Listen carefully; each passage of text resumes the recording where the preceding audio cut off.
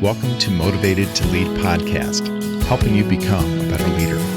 I'm your host, Mark Klingsheim. Hi, everyone. Thanks again for joining us for our podcast this week. My name is Mark Klingsheim with SEMA Partners. Each week, we interview leaders and they share lessons learned from their careers. Our goal is to help you become a better leader. I encourage you, if you're new to our podcast, go back and listen to some of our previous episodes. We've had some great guests over the past couple of years. And if you haven't already, please subscribe and let others know about this podcast. And please leave a review. This week, we're happy to have join us J.P. Stevens, who's an associate professor of organizational behavior at the Weatherhead School of Management, Case Western Reserve University. And his research focuses on the experience of work relationships and the coordination that these relationships enable. His work has appeared in the Academy of Management Review, the Journal of Business Ethics, and the Oxford Handbook of Positive Organizational Scholarship. He's contributed to Stories in Fast Company, and he's got some great insights he's going to share that he's learned in his career and his teaching, as well as in his research. Looking forward to today's conversation with JP. Can you give us just a little bit of your background, a little bit of your story? Gosh, my personal story. Well, I am a native of Trinidad and Tobago, so that's the most southerly set of islands off the coast of Venezuela in the Caribbean. And I came to the U.S. in 2000 to start college at Morgan State University. And then from there, which I don't advise to anyone, went straight from my undergrad to a PhD at the University of Michigan in organizational psychology. And, just really formative experiences certainly as a person and definitely as an academic, as somebody who cares about research and relationships and academia and education, all that good stuff. So that was sort of the first portion of my time in the U.S. And now I've been here at Case Western Reserve University in Cleveland, Ohio. It's actually sunny right now in Cleveland, Ohio. I've been here for 13 years. So still, pursuing the work that I care about and trying to make some kind of positive impact as best as I can with that work. Good. Well, and I know this isn't as long ago for you as it is for me, but so this is more fresher in your mind than this. But knowing what you know now, what advice would you have given yourself at 22? Ooh, to go get a job first before grad school. Some of it, it was a little challenging as an international student and visas and all that sort of stuff. So the academic route was just a little easier. But I do think having more life experience, work experience, I think just more growing up time, exploring the world time, learning about different types and groups of people and how to interface with them and how to navigate all those things, which I've learned over time. It's just, I think it's really great to have the time for yourself to just mature and grow. And I think particularly in my field, in organizational psychology, organizational behavior, which, are applied kinds of fields, I think having some of that work experience, life experience helps you formulate some sharper questions maybe a little earlier on. I definitely had my own journey of discovery and exploration as a doctoral student, and that continues today. But I would definitely say, more exploration, maybe even more failure, earlier on, so that you can manage those sorts of things as you dive into a career. Yeah, that's good. So, thinking about a leader versus a coach. Do you think a leader needs to be both? Oh, that's an interesting question. Particularly, here at the Weatherhead School, we pride ourselves on our coaching expertise, both the practice and the research. And so I think definitely being in this climate, the answer is most often yes. I do think that there could be times when those roles could be split, right? Somebody could be a leader in certain ways where um, they're doing some of the management, which I accept. Being a manager and a leader can be two different things. But somebody who can sort of create some order and direction, even inspire, but maybe they're not as capable of directing followers on very specific growth goals or very specific tasks, which is how I think of a coach, right? Somebody who can help mold you, guide you, have the patience. They may not know everything, but they create that structure for you to develop some sort of meaningful skills, some sort of meaningful life-giving change, right?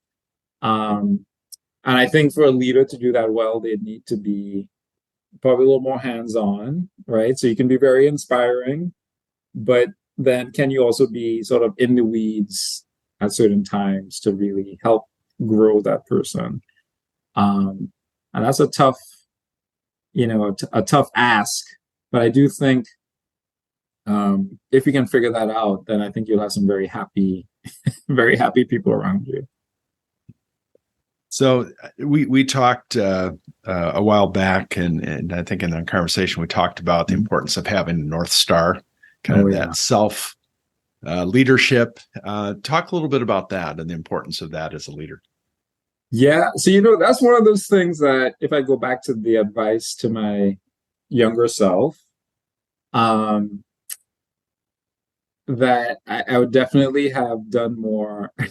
I think I definitely had a what I thought was a North Star, but I think when you and I talk about it, I'm sure in your own experience, and when I talk about it with my students now, and when I make sense of my own life now, it has a much deeper meaning. It's not, I want this job for this career. So, I may have this, set of opportunities. It is tied to a deep sense of values, which I think you craft over time with experience and sort of having different situations, kind of, seeing how you react to them. Maybe you don't handle them very well, right? So that failure, learning from that failure, learning about your strengths. I do think you need some more life to really flesh out that North Star. And I see that because we try to do that with our sophomores. Like, hey, build your sort of purpose statement, and it's tough. It's tough, and I empathize with them. But at least they know that, hey, this is a thing that you can do. So when it comes to the North Star, something that I would like to think I'm getting better personally at sort of crafting that. I think it's embedded in what you deeply care about through some sort of process of self-reflection. And then I think it's setting some boundaries, right, to shape, well, how am I actually going to accomplish this? If this is what I say I care about, then how does my life take on the character that would help me accomplish that, right? So how if I'm going to talk the talk, can I walk the walk as well? And I'll say it's kind of tying together your prior questions. I've definitely benefited from coaching myself, and I think in the coaching experiences that I've enjoyed, that's where we start. What is it that you deeply care about? And it does require some sifting through, because I get excited about a lot of things, right? But what are those things that are really sustaining and life-giving? that are at the core of who you are, who you want to be, and then how does everything else in your life kind of follow from that? Yeah. So I think a lot of our audience are first-time leaders, maybe first-time CEOs. It could be kind of early in their career. We have others that are listening too that are later in their career. But talk about the importance of connections, high-quality connections. And I think sometimes people get so focused on the task or the direction as far as in their career, their heads are down. They're not really making those connections. But talk about the importance of that. Sure. Gosh, they're so important. I just had some experiences this morning too, where, I'm trying to get some things done here at work. So I'm not able to reach, person X.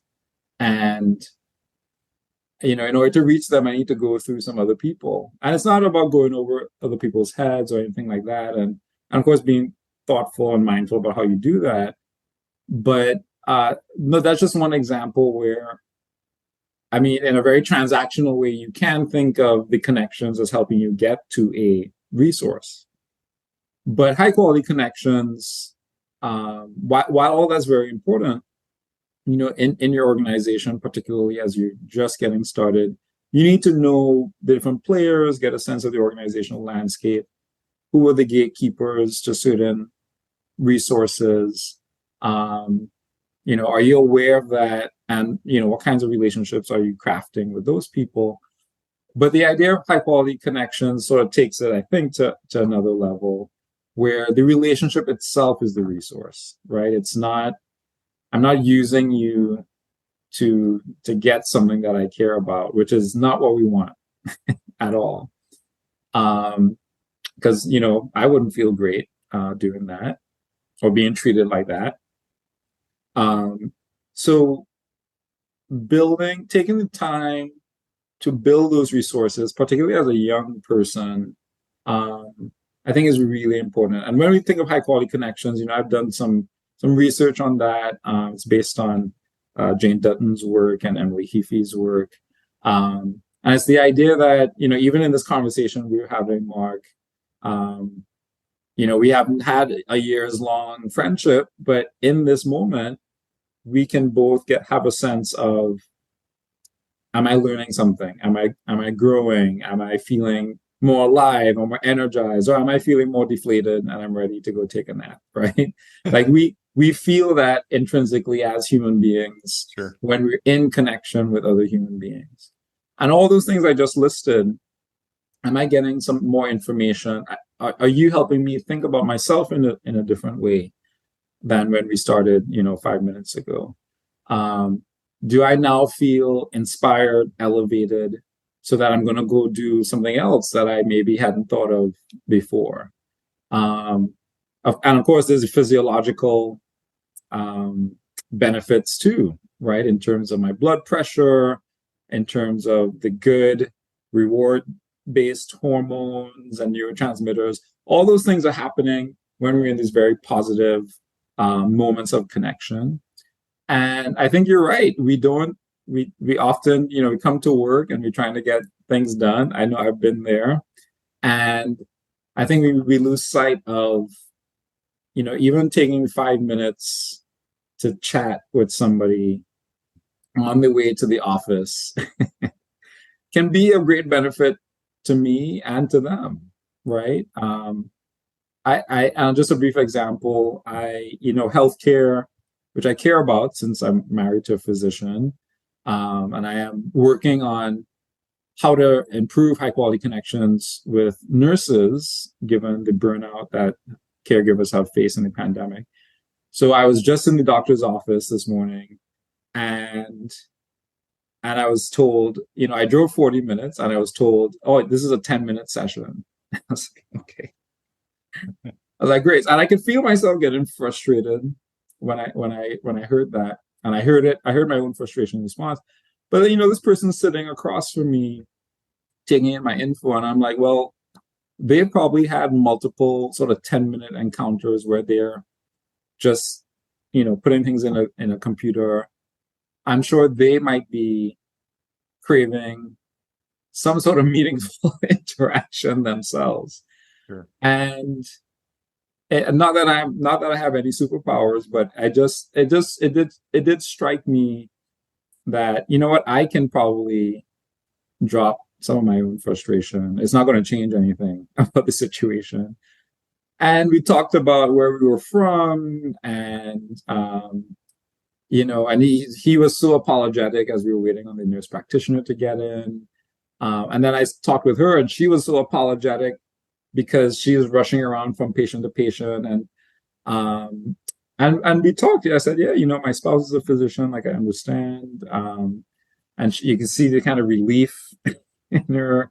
She was trying to squeeze some notes in before she could go for lunch, and so even that small exchange, and it really was about 10 minutes, uh, helped me to understand a little bit more about their situation, so I could empathize a little more, which changed my own mood, right?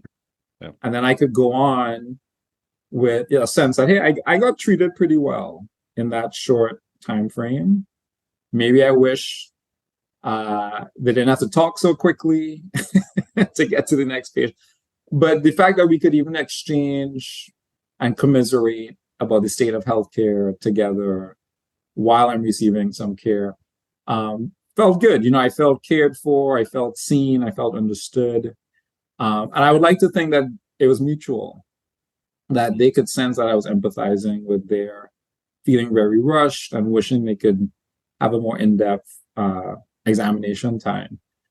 So I think sort of seeking that out in our workday, given the pressures that we're all facing, the tensions between the blurring lines between work and home, right? Post-pandemic life.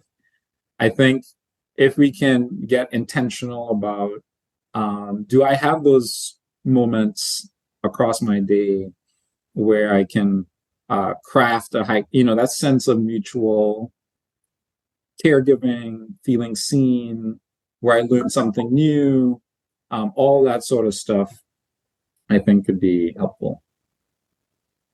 So as we're thinking about everything that we've experienced in the last few years and having so many virtual conversations, a lot of times the connection isn't the same as being in person. Can you talk a little bit about kind of that constructive communication that you think whether it's done via video or in person? Talk about just what you found as far as in your study, the importance of. Yeah. Oh gosh. Yeah. Constructive communication is something I care about. It is an aspect of high quality connections. There's a lot, I think, to be said that I would like to work on more formally. But that is something that we are trying to encourage and intervene with. So I did a pilot study on this a couple of years ago with nurses, like just as the pandemic was sort of easing off. So one thing I'll say is that people are capable of it, which was surprising to me. In a high stress healthcare environment, we gave nurses this sort of online self-paced learning module. And so one of them did say, can you practice constructive communication where you're sort of sharing and receiving potentially strong emotional information, and not be judgmental, be respectful, be aware of maybe I'm burdening this person, like you're sort of gauging their response to what you're sharing, vice versa. And people did it. People tried it. These very busy, very stressed out nurses in our, again, small pilot study. I was actually very pleasantly surprised that they did. And they found, and they gave us some qualitative responses about their experience. And I think they were also somewhat pleasantly surprised that that they understood each other more, they felt appreciated more. It may not have been the norm, but I think trying it, being prompted to try it, made some difference in their stress and resilience. I think for me, it's I want to be sensitive to the challenges that we have in that kind of very mindful, constructive communication. That there's so many factors in our workday, pressures, deadlines, things like that. And I do think, and I use that term mindful very intentionally because there's also some recent research about mindfulness in our interactions and connections. My buddy Chris Rayner and his colleagues recently published a paper on that. So I think some level of practicing intentionality in our dialogues, in our conversations with each other, particularly as we're all facing the same set of stressors within a given organization. So developing that sense of self-awareness that, hey, as I'm communicating, how am I coming off? How might I be making this person feel? Am I doing a good job putting myself in their shoes? And that has to become a sort of practice. So you're not, it's not to say you have to rehearse everything before you go down the hallway and knock on your neighbor's door. But I do think, particularly in these high stress times, and when we maybe haven't seen each other a lot, right? As some people are working from home one day and some are in the office, I think as the connections get strained and even just fewer in number, how do we sort of cherish them and sort of bring that mindfulness to it? And I'll just add with virtual conversations, let alone in the classroom, I don't know, this may seem very simple to your listeners, but just checking in. Just how are you doing? That and going from there, right? And giving the space in your meetings, in your classes. It may seem like you're giving up some valuable time for the task, but that, I think, to go through a global pandemic where everybody got touched in some way and to not acknowledge that folks are going through stuff is just weird to me.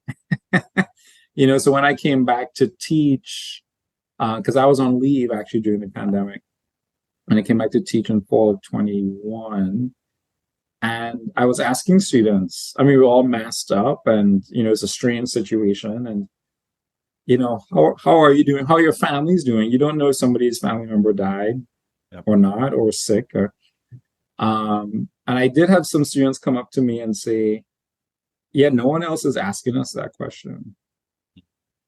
So I think whether it's the pandemic or anything else, I think creating that space, maybe particularly at the start of our interactions, at the start of our formal meetings, for folks to really check in, so what's being brought into the room, so that you can then be more constructive later on, right, and more understanding. And then I think you can understand how to delegate tasks, right, because this person just has too much on their plate, and you wouldn't know that sometimes if you don't ask. So I think that checking in, kind of working that in more and more to our interactions can be pretty constructive. Yeah, that's great. Great step. So books that you recommend to leaders. I know you write a lot yourself, but talk about some of your favorites that you think would be helpful for our audience. Sure. Can I grab something from my book? Sure. Yeah, absolutely. The shameless plug. So this actually came to mind when you asked about constructive. This was developed during the course of the pandemic, and so I have a little profile in here. My mentor and friend Jane Dutton has a profile in here, and this was developed by folks at the Stanford Design School. Okay. Thinking about, and I just love this idea of how do you design your meetings, right? Again, bringing that intentionality to interactions and encounters at work. How do you, with great intention, shape the experience that people are going to have? And I think the pandemic just threw all of us into that when we realized if I have one more Zoom meeting, I'm gonna lose my mind, right? So taking the care to say, hey, we're gonna do this, but not this, right? Before you get into the meeting, I think is really important. So they already had a book on meeting rituals, and then they sort of updated it for virtual meetings. How do you cross that the different affordances, right? And video versus face to face, and sensing people's tones, and there's a screen full of people. Like, what do we do? And all these things that everyone's maybe too familiar with these days. So I think that's a really cool, because it's a lot of tactics and strategies. So it's very, very practical. I would give a shout out. I haven't thought of this as a leadership book, but now I think it is. So I'm almost done with Dacher Keltner's book on awe, and the science of wonder. And I had the great pleasure of virtually meeting Dacher Keltner. He's at UC Berkeley. He runs the, I think it's the Center for the Science of Greater Good. He's a very well-known social psychologist. But he's written some books before. But his book, I think, about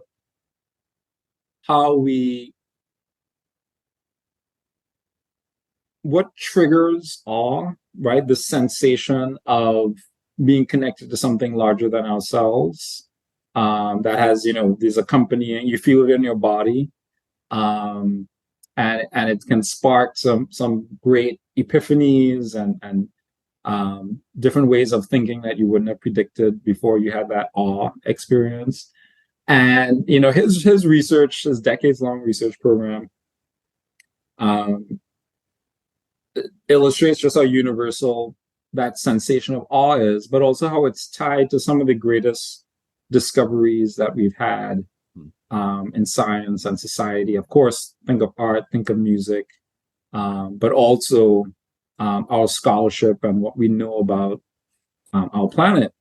So I think that's a really cool book for leaders, because anybody's concerned about the legitimacy of something like awe, you have it there, right? Rigorous research, many countries. If you're concerned about compelling, inspiring stories, they're there in the book. And I think what struck me, and what I'm going to say here, but don't hold me to it, it's how could we create organizations that inspire awe? Right? So how can you take some of those things that Professor Keltner has outlined, and can we start to shape, and that's the stuff that I think it would be really cool. Like, how do you orchestrate and structure our organizational experiences so that we can feel more awe in our work? And some of that, so maybe you will feel the chills or not, but some of that, I think you could frame it in terms of, how do we help connect people to a larger purpose? And which is something I think leaders try to do all the time, or say they're trying to do. But what's nice about awe, it's that's the felt sensation of being tied to something bigger. That's how I know in my body that there's more, and that I'm part of it, that I'm swept up in it, right?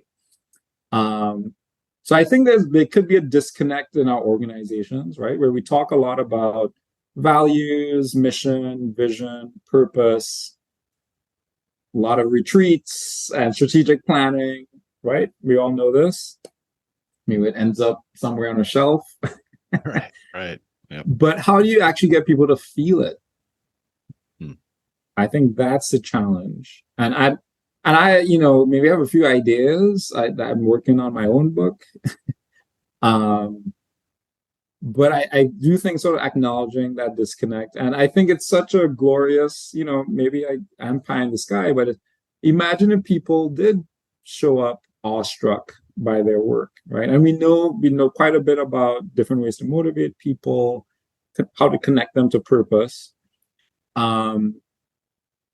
but what's interesting for me, particularly as a psychologist, it's that in the moment feeling that we have or don't have. Mm. And I'm somebody speaking in a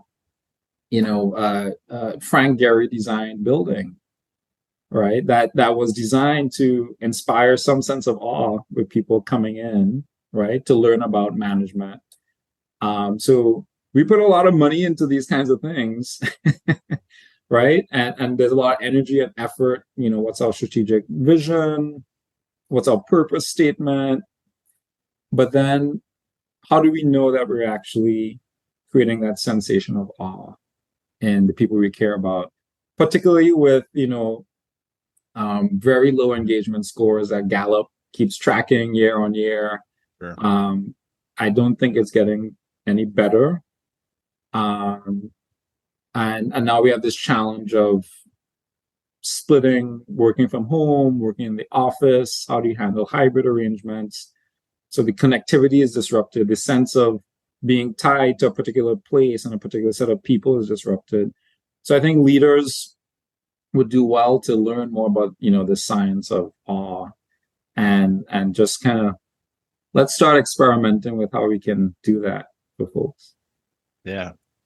That's a great, and I don't think anybody's talked about that topic. Okay. In over 200 podcasts. So definitely, and we'll be looking forward to your book when it comes out. How would somebody learn more about your work and what you're doing? What am I up to these days?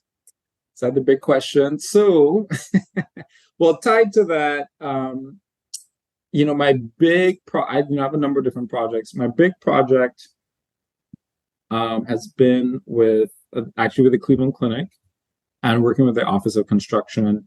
And it kind of gets at what I just said. How do you create a culture, in this case on different construction projects, where people feel like part of a team? And, so I've studied 2 large sites over the past few years. Now there's 3 sites at the same time. So I'm trying to figure out how to study all of that. But the question sort of remains the same. How do you not just create different structures? So it could be the way the contracts are set up. It could be the way meetings are set up. It could be the reward systems. And you can set all that up, but then how do you sustain it? Especially as projects, they go through different phases and there's a lot of stress. Projects are facing supply chain and labor pressures after the pandemic that they have not encountered before. And the prevailing industry culture is one of siloing, hyper-competitiveness. We don't trust each other. We don't talk to each other. And these are people on the project. So I'm basically looking at these very, I think, unique projects to understand what makes them unique. There's a lot of effort, time, and money that's going into creating an environment where people can feel like they can dialogue, solve problems, be open and honest with each other, be part of a team. How is that sustained over time and across 3 very large projects at the same time? So that takes up quite a bit of my focus these days. But it does tie into, I haven't thought of it in terms of awe specifically, but how are you creating that sense of being part of something bigger, particularly in an industry where that's not often the case? It's actually the opposite. And then some other projects that, like I said, hopefully soon enough, that intervention study of, well, how do we use high quality connections and sort of train people to have better quality connections in healthcare so that they can better, again, having the relationship as a resource to counteract stress and to actually be more resilient. So I'm, working with folks over in our School of Nursing to figure out how to get that back off the ground and develop some tools basically so that people at work can have a better life, essentially, Yeah. through the relationships, through having stronger relationships in the workplace. Well, JP, this has been a lot of fun. I appreciate all your thoughts. I know the people listening are enjoying your thoughts and insights, and wish Thank you you. continued success in all you're doing. Oh, I appreciate it, Mark. Yeah, thanks for having me on. Thank you for listening to the Motivated to Lead podcast. Please subscribe on iTunes. You can also see a video version of this interview at motivatedtolead.com. This podcast is brought to you by SEMA Partners, helping you find your next great leader.